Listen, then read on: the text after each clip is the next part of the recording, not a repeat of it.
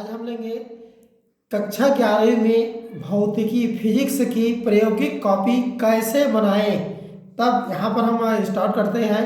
आपको जैसे भी कोई भी प्रैक्टिकल कॉपी लेंगे फिजिक्स का, तब कुछ सारणी या इस तरह के डेटा यहाँ पर दिए रहते हैं, या आजकल जो कॉपी आती है उसमें प्रैक्टिकल कौन कौन सा है इसके बारे में दिए रहते हैं। तब उसके बाद आप जब जैसे ही खोलेंगे तब आपको एक पेज मिलेगा जिसमें प्रयोग की सूची ऐसा रहता है। इसमें आप प्रयोग क्रमांक, उद्देश्य, पृष्ठ क्रमांक, दिनांक, विशेष, शिक्षक के हस्ताक्षर, इस तरह के कार्य को पूरा करना है।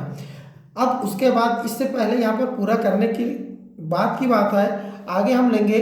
उसके बाद जो लाइन वाली जो पेज मिलती है इस पर अपना यहाँ पर क्या लिखेंगे, नाम लिखेंगे, विद्यालय का नाम, प्रैक्टिकल कॉपी का नाम और अपना रोल नंबर इत्यादि की जानकारी यहाँ पर देंगे। तो जानकारी देने से पहले यहीं से आप यहाँ पर पृष्ठांकन करेंगे। पृष्ठ क्रमांक 1, 2, 3 पूरे कॉपी को आप इस तरह से क्या करना है, पृष्ठ क्रमांक डालेंगे। तो ये तो कॉपी स्टार्ट करने की आ गया। अब आगे हम यहाँ पर लेते हैं कि प्रायोगिक कॉपी। तो प्रायोगिक कॉपी में आपको मान लो पहला प्रयोग लिखना है, उसके बाद दूसरा तीसरा की बात करते हैं।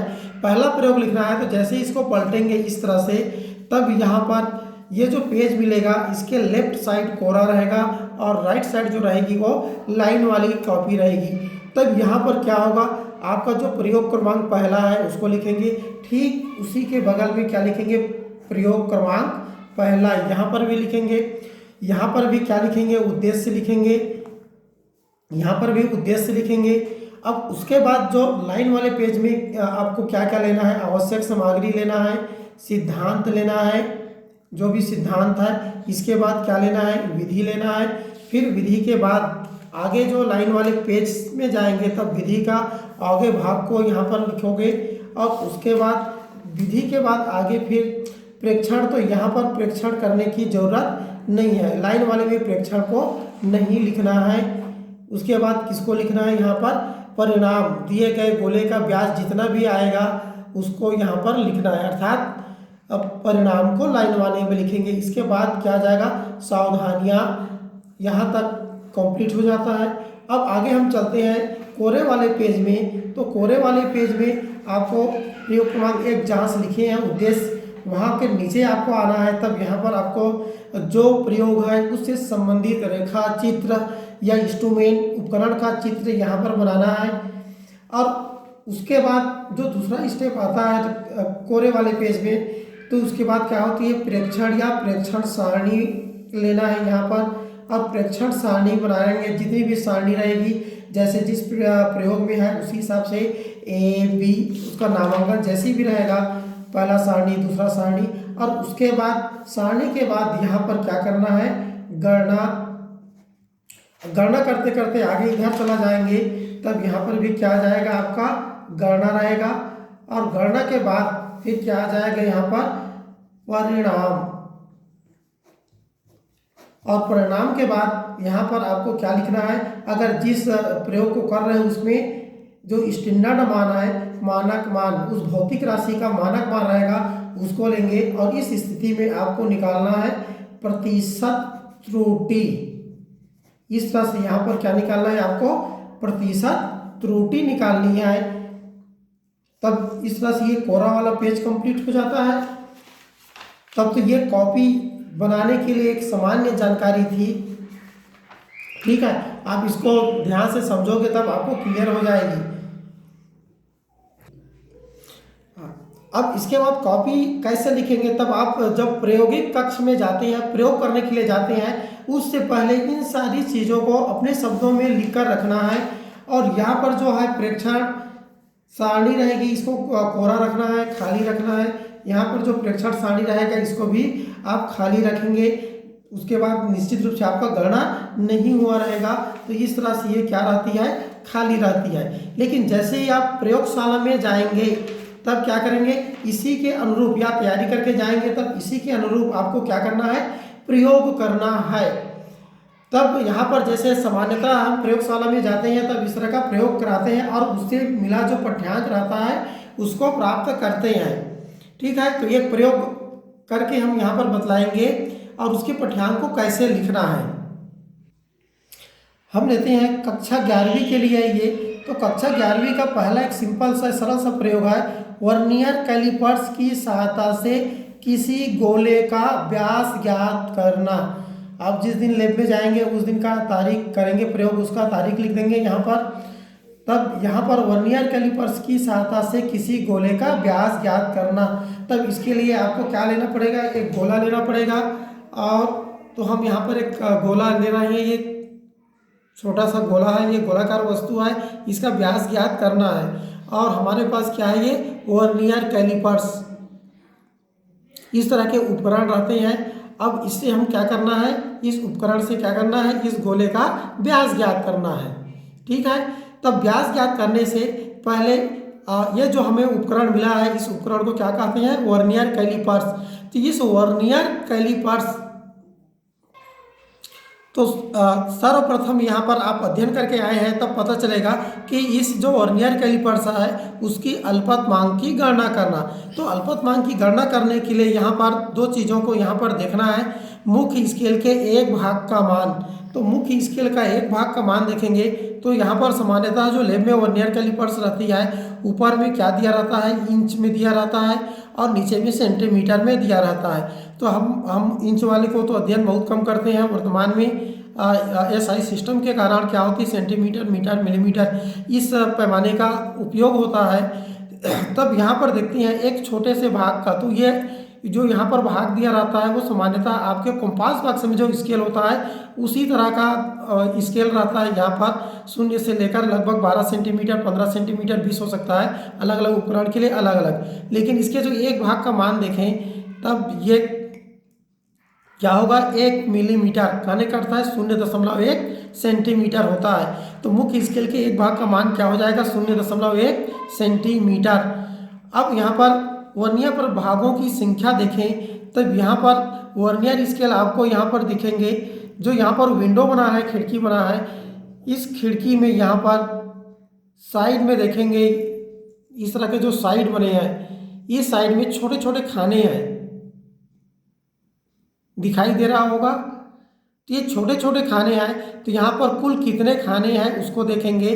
तब यहाँ पर 10 हो सकता है, 20 हो सकता है। तब उसी के अनुसार मान लो यहाँ पर जो दिया गया है, हमारे पास जो अभी वर्नियर कैलिपर्स है उसमें कितने खाने हैं, 10 खाने हैं। तब इस तरह से इसको हम उपकरण को देखकर इसको पहले मेजरमेंट करेंगे। अब इसको कॉपी में कैसे लिखना है, तब इसके लिए देखते हैं यहाँ पर जैसे प्रेक्षण सारणी बना है, तो इस प्रेक्षण सारणी में हम देखें तब मुख्य स्केल के एक भाग का मान कितना है, 0.1 सेंटीमीटर, इसको लिख लेंगे। उसके बाद वर्नियर पर भागों की संख्या 10 हो गया ये। अब आगे यहाँ पर लेते हैं वर्नियर कैलिपर्स का अल्पतमांक। तो वर्नियर कैलिपर्स का अल्पतमांक निकालने के लिए आप अध्ययन कर चुके होंगे। क्या होता है, मुख्य स्केल के एक भाग का मान बटे वर्नियर में भागों की संख्या, मतलब क्या हो जाएगा, मुख्य स्केल के एक भाग का मान 0.1 और भागों की संख्या 10। तब वर्नियर कैलिपर्स का अल्पतमांक बराबर क्या हो जाएगा, 0.1 बटा 10 बराबर कितना हो जाएगा, 0.01 सेंटीमीटर। तो इस तरह से ये क्या हो गया, मिल गया आपको वर्नियर कैलिपर्स का अल्पतमांक। अब इसके बाद क्या होती है, जो वर्नियर कैलिपर्स होती है उसमें त्रुटियां होती है जिसको हम शून्यांक त्रुटि कहते हैं। वो धनात्मक हो सकता है, ऋणात्मक हो सकता है। तब यहाँ पर क्या बनाएंगे हम, शून्यांक त्रुटि के लिए सारणी। तो हम इसके लिए क्या करते हैं, हम यहाँ पर ध्यान से देखेंगे दोनों जबड़ों को मिलाकर क्या देखते हैं, मुख्य स्केल और वर्नियर स्केल। अर्थात मुख्य स्केल जैसे हमने बतलाया है 0 से लेकर 12 सेंटीमीटर वाला जो पैमाना है ये क्या कहलाएगा, मुख्य स्केल कहलाएगी। और यहाँ पर जो विंडो खिड़की में जो स्केल बना है ये क्या कहलाती है, वर्नियर स्केल कहलाती है। अब इसके फर्स्ट लाइन को देखेंगे, ये 0 कहलाएगा, इसका मुख्य स्केल का फर्स्ट लाइन 0 कहलाएगी। अगर दोनों एक सीध में हैं तो अब हम कहेंगे कि शून्यांक त्रुटि नहीं है। देखते हैं अब यहाँ पर धनात्मक या त्रुटि है, इसके लिए क्या करेंगे, दोनों जबड़ों को इस तरह से मिला देंगे। मिलाने के बाद देखते हैं यदि जो वर्नियर स्केल का जो शून्य है वह क्या है, मुख्य स्केल के शून्य से पीछे हट जाता है, मतलब सीध में नहीं आता, थोड़ा सा रुक जाता है। इस तरह से इधर इस साइड लेफ्ट साइड दिखाई देता, राइट साइड दिखाई देता है। कौन? वर्नियर स्केल का शून्य। तब ऐसे स्थिति में इसको हम क्या कहते हैं? धनात्मक शून्यांक त्रुटि। लेकिन इससे अगर इस साइड अगर ये यहाँ पर नहीं जा रहा है, वर्नियर स्केल इधर आगे चला जाता मिलाने पर, तब उसको हम क्या कहते हैं? ऋणात्मक शून्यांक त्रुटि। तब यहाँ पर देखते हैं दोनों जबड़ों को तो हमने मिला दिया। मिलाने के बाद ध्यान से देखोगे तब क्या दिख रहा है? पीछे रह गया है। मिलाने पर क्या दिख रहा है?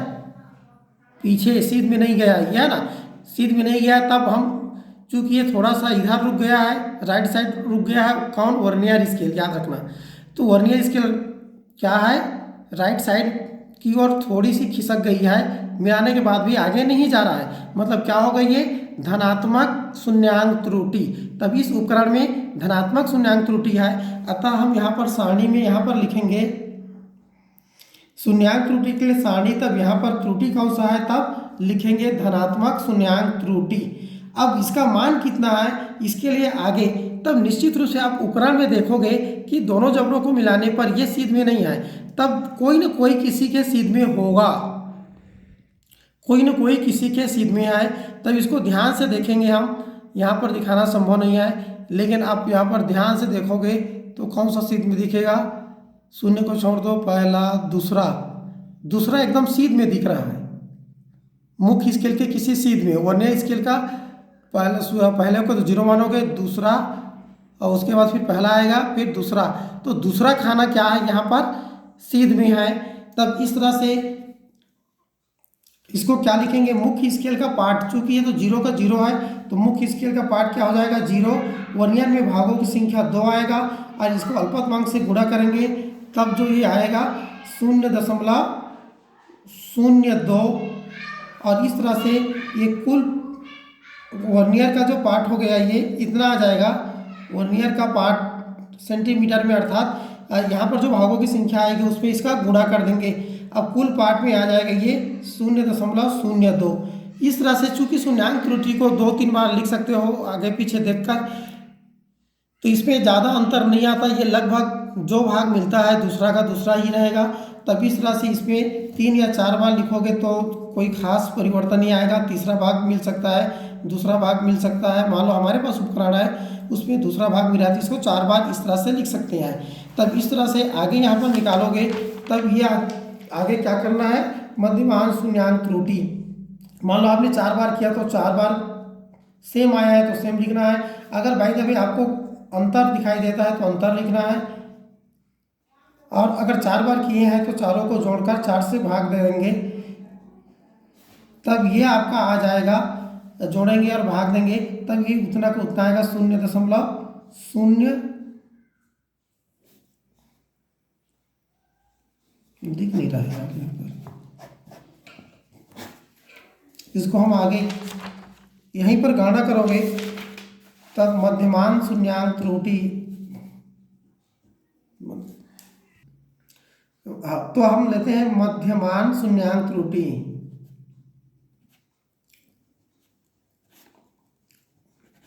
तब इसको 0.02 इस तरह से 0.02 जितने बार आप किए हैं उतने बार लिखकर इसको क्या करना है?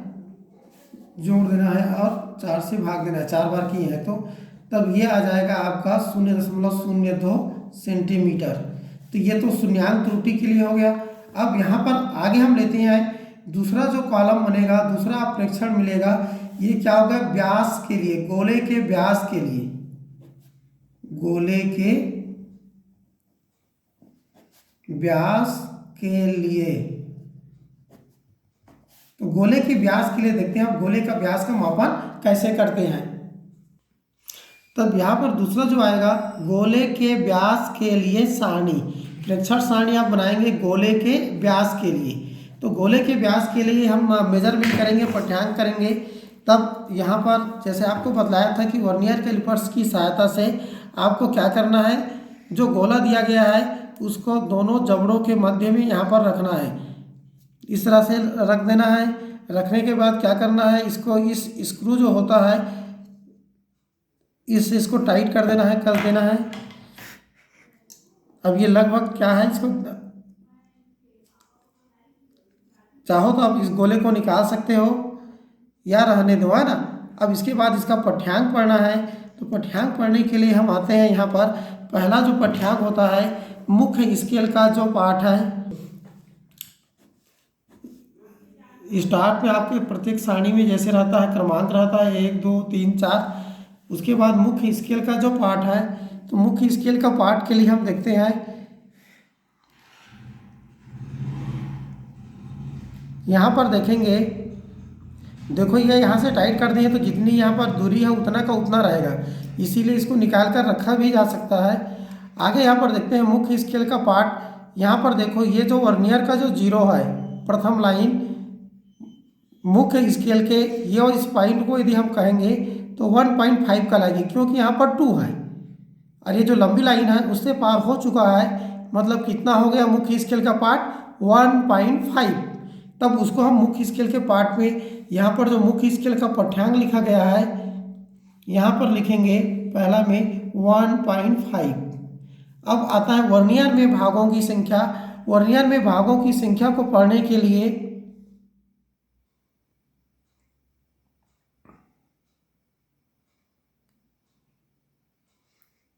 ध्यान से देखेंगे, तब यहाँ पर ये कुछ आगे चला गया है, तब इसको लाइन से देखेंगे कि कौन सा वर्नियर स्केल का कौन सा भाग ऊपर मुख्य स्केल के किसी भाग से मिला हुआ है। तो ध्यान से देखोगे ये लगभग जो छठवां भाग है वो क्या है, ऊपर सीध में है। तब इस तरह से भागों की संख्या के लिए यहाँ पर कितना लिख लेंगे, 6 लिख लेंगे। अब यहाँ पर क्या करना है, इसको अल्पतमांक से गुणा करेंगे तो 0.01 से गुणा करने पर कितना आएगा, 0.06। अब दोनों का कुल पार्ट लेंगे तब कितना हो जाएगा, ये 1.56। 1.56। इस तरह से आगे दूसरा पाठ्यांक लेना है। तो आपका जो अब फिर से उसी करना है, तो इस बार क्या करना है, आप इसको अलग अलग दिशा से इसको 90 अंश घुमा लेंगे गोले को, और इस तरह से यहाँ पर इस दिशा इस बार ऐसा रखेंगे और अगले बार फिर इसको थोड़ा सा और 90 अंश घुमा लेंगे, थोड़ा ऐसा घुमा लेंगे, मतलब 2 ऐसा लिखेंगे और फिर 90 अंश ऐसा करके इसको 4 बार मापना है।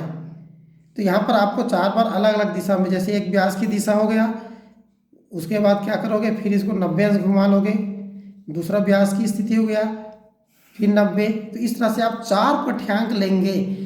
तो 4 पाठ्यांक यहाँ पर जैसे हमने एक पाठ्यांक लिया, उसी तरह से अगर मान लो हम दूसरा लेते हैं तो मुख्य स्केल के पार्ट में कोई विशेष परिवर्तन नहीं होता, 1.5 का 1.5 ही रहेगा। तब इसलिए मुख्य स्केल का पार्ट कितना हो जाएगा, ये 1.5। वर्नियर स्केल में अगर ध्यान से देखोगे, थोड़ी सी इसको सावधानी पूर्वक देखना पड़ता है क्योंकि ये बहुत छोटा छोटा रहता है। तब यहाँ पर देखते हैं कि इस बार 7वां मिल रहा है, ध्यान से देखोगे तब 7वां भाग मिल रहा है, इसीलिए यहाँ पर भागों की संख्या 7 आ जाएगा, 0.07 हो जाएगी। अब इस स्थिति में 1 पॉइंट क्या होगा, ये 57 हो जाएगा। ठीक इसी तरह से अगला अगर हम देखेंगे, तब इस तरह से इसको ध्यान से देखेंगे, तब मुख्य स्केल का पार्ट अगर चेंज आता है तब तो चेंज लिखेंगे, अदरवाइज नहीं लिखना है। यहाँ पर देख रहे हैं मुख्य स्केल के पार्ट में कोई परिवर्तन नहीं है, तो इसीलिए मुख्य स्केल के पार्ट कितना हो जाएगा, ये 1.5 रहेगा। भागों की संख्या को यदि आपको देखना है तो भागों की संख्या को देखने के लिए यहाँ पर हम ध्यान से देखेंगे भागों की संख्या, वर्नियर स्केल, तब इस बार कितना हो रहा है, 6वां भाग है ना, तो इस बार 6वां भाग मिल रहा है। तो फिर से यहाँ पर 6 लिख देंगे तो 0.06 हो जाएगा और 1.56। इसी तरह से चौथा में अगर देखेंगे तो देखते हैं क्या आता है।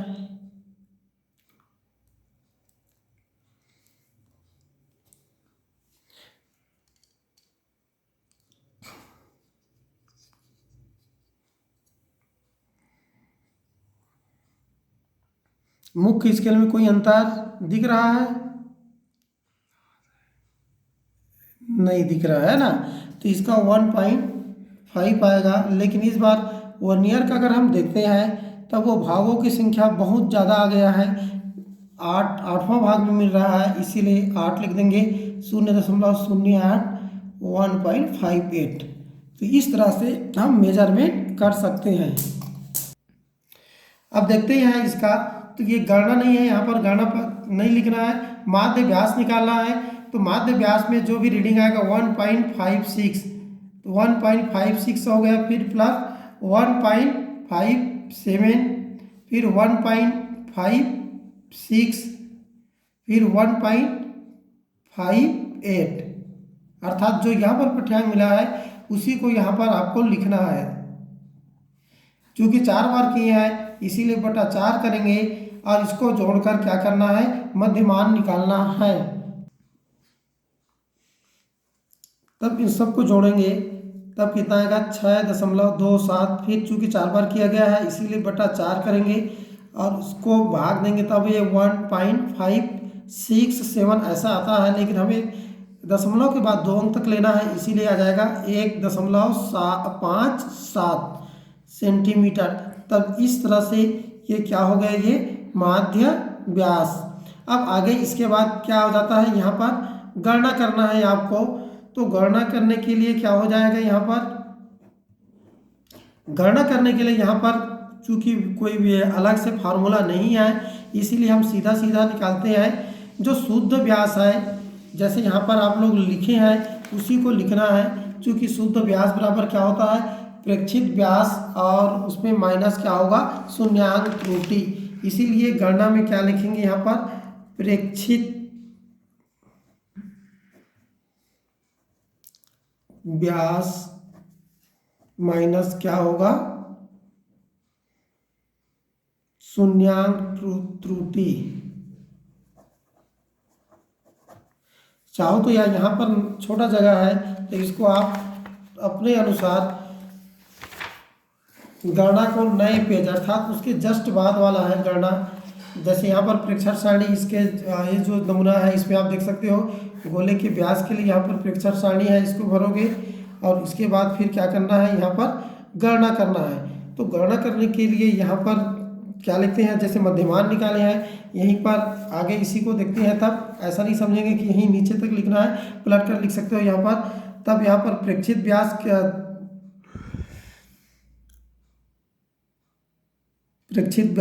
ऋण कितना हो जाएगा, शून्यांक त्रुटि क्या होगा गणना में, ये किसका मान है, व्यास के लिए, अर्थात हम जिसकी गणना करते हैं उसके लिए। तो व्यास बराबर लिख सकते हो यहाँ पर प्रेक्षित व्यास माइनस शून्यांक त्रुटि। तब यहाँ पर प्रेक्षित व्यास कितना हो जाएगा आपका 1.57 आया है, और शून्यांक त्रुटि चूँकि धनात्मक आया है तब यहाँ पर शून्य प्लस करके लिख सकते हो 0.02 निकाला गया है। तब इस तरह से इसको हल करोगे तब ये आपका मिलेगा 1.55 सेंटीमीटर। तो इस तरह से आपको यहाँ पर लिखना है। तब आगे यहाँ पर जो आएगा उसको परिणाम के रूप में लिखेंगे। जैसे हमने बतलाया कि कोरे ही पेज में परिणाम लिखना है, उसके बाद चूंकि ये मानक स्टैंडर्ड गोला नहीं है इसीलिए जो भी आएगा उसको परिणाम के रूप में लिख सकते हो। ठीक है, आज के लिए इतना ही।